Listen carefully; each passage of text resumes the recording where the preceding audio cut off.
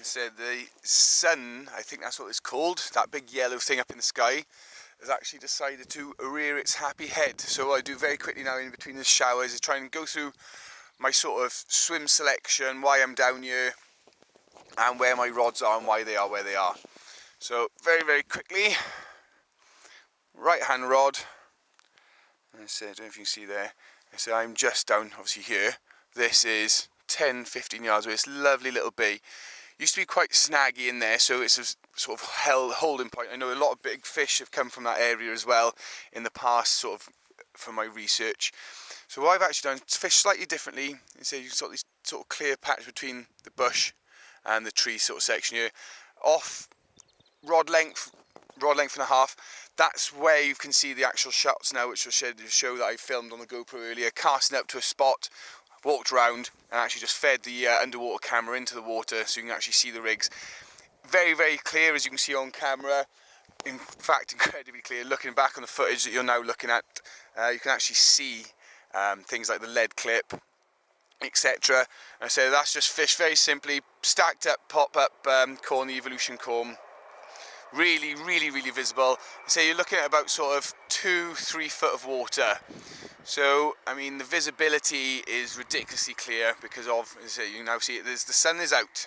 So that's my first rod. Middle rod then, as I said about casting it out into the lake to explore the water, and yet again the etiquette of having to reel it in if I have to. But there we are, where are we? Just here, just off the wind line, sort of 40 yards out is the second bait. Ever faithful Innovate pop-up. And so that's why I've had a few of the fish on this year already, so I'm dead confident about that one. Yeah, again, spread baited with the boilies, got them nicely spread out, just to get the fish mooching around. I do know now, and have seen it from my own eyes just now, that they are actually feeding the water, so the fish should be moving from bait feed to bait feed, you know, so they should be quite confidently still eating, yeah, again, because this massively mild winter that we've had. So that's the middle rod, and then coming across, a little sneaky one. Where are we? Get the old finger dinger in. Here we are. You can see this sort of tree that's off the island there. Another rod length off that island. Sort of where Ethan had his fish from last week, the 18-pounder, but fished my side of it really. So I'm not actually infringing on anyone's water there. So I've got two rods that can stay in situ if anyone does appear. But I said obviously that long rod might be something slightly different.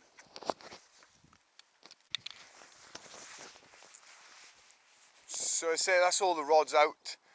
Just had, literally as I held up filming for 2 seconds, beep beep and then stop. So I'm going to sit very closely on these rods now.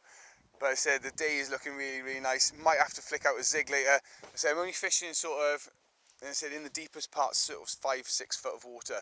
But anything sort of a foot, 18 inches, 2 foot, anything like that can be the difference between a fish being scrubbing along the bottom for food or basically just hovering mid-water. But I said the water levels are still warm. I said they haven't actually, water temperatures, pardon me, are still warm. They haven't changed massively since when we started here on the first week of January. So I'm not massively worried about the water temperature being the deficit. But whether there's sun refraction, anything like that can be a sort of different edge. So we'll just see what happens. Let's say hour, 2 hours in, little beeps on the left-hand rod. More than happy with that to start with. But we'll catch up with you later on.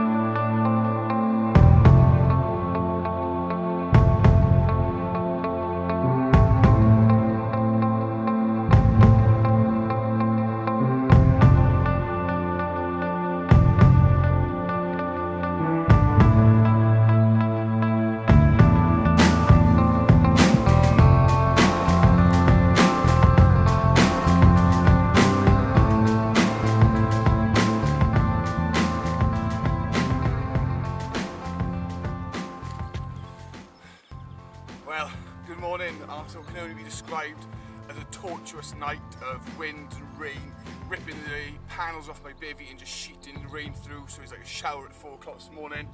I've been rewarded £20 on the button yet again. I seem to be hitting them dead on 20, and so I reweighed it twice, 3 times just to make sure I won't collar myself.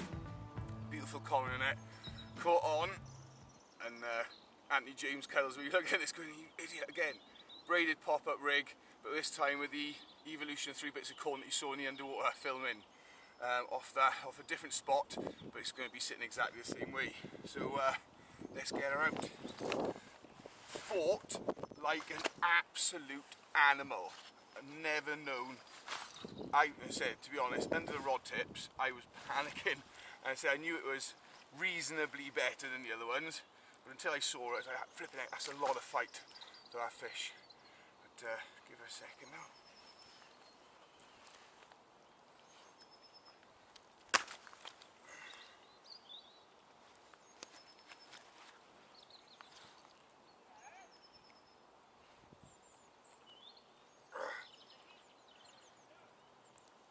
There she is, £20 on the button, 8 AM wake up call. Screamer off the spot again, good few baits going back on there again, and then maybe another rod carried across because that's 2 fish off the same mark. But as you can see, what an absolute minter, and you can feel every muscle in this fish's body. So going to take some stills and get her back to her watery depths. Chuff in, team catch and release.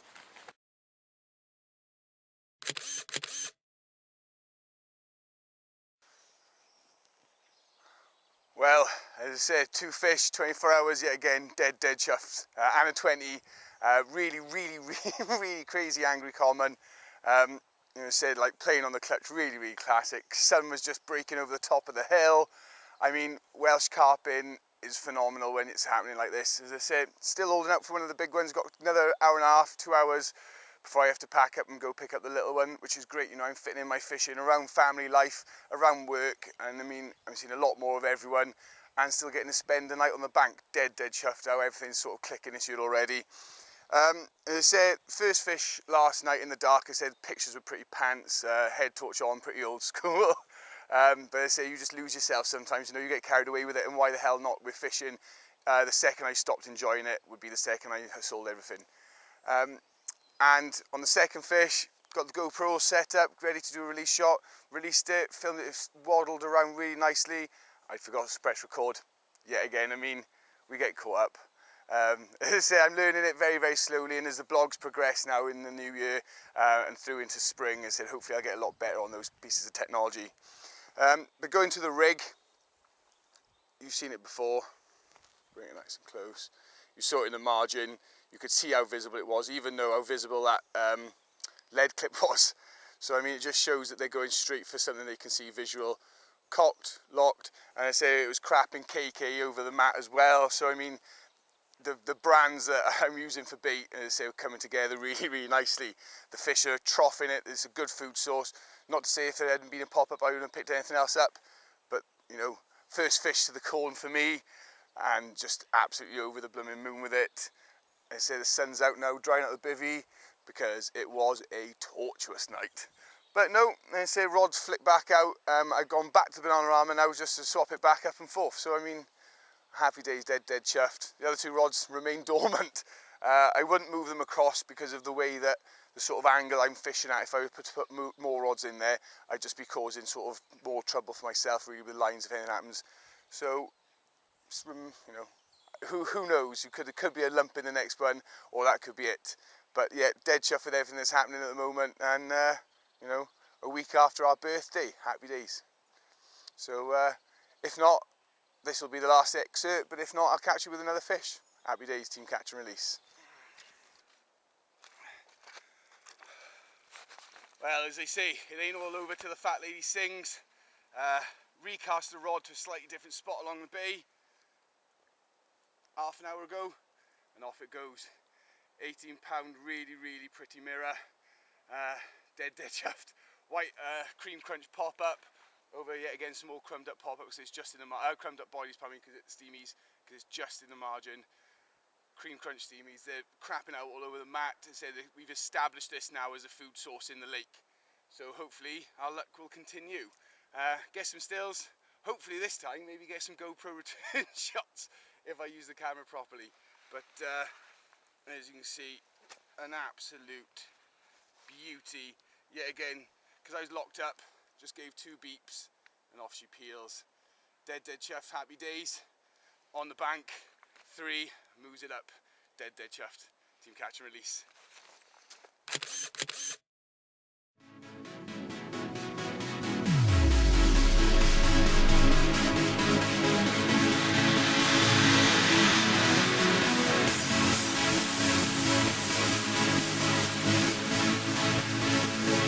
Well, to say I'm happy is sort of understatement. Dead chuffed, 24 hours success. To be honest with you, when I knew that this year I was going to have to be doing a lot more 24s instead of 48s and longer sessions, a bit apprehensive to be honest.